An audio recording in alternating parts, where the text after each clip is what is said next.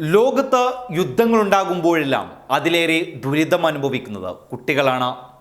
ഇസ്രായേലിൻ്റെ ഫലസ്തീൻ മണ്ണിലെ അനധികൃത കുടിയേറ്റത്തിനെതിരെ നിരന്തരമായി നടക്കുന്ന പ്രതിഷേധങ്ങളുടെയും അനന്തരഫലം അനുഭവിക്കുന്നത് ഇതേ കുട്ടികൾ തന്നെയാണ്.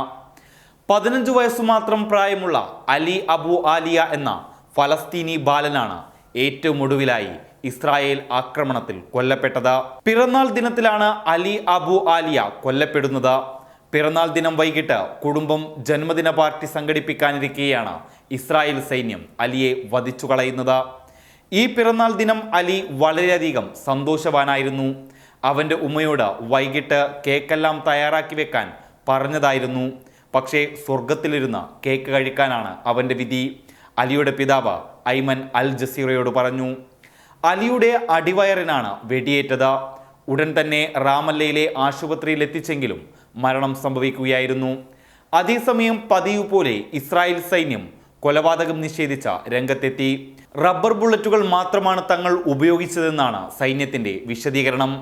സംഭവത്തിൽ കടുത്ത വിമർശനവുമായി UN മിഡിൽ ഈസ്റ്റ് വക്താവ് നിക്കോളാസ് ഉദനോവ് രംഗത്തു വന്നു.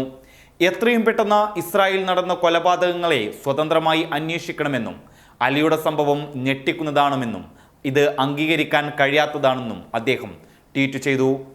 ഈ വർഷം ഇസ്രായേൽ ആക്രമണത്തിൽ വെസ്റ്റ് ബാങ്കിൽ കൊല്ലപ്പെടുന്ന 5ാമത്തെ ഫലസ്തീനി ബാലനാണ് അലി.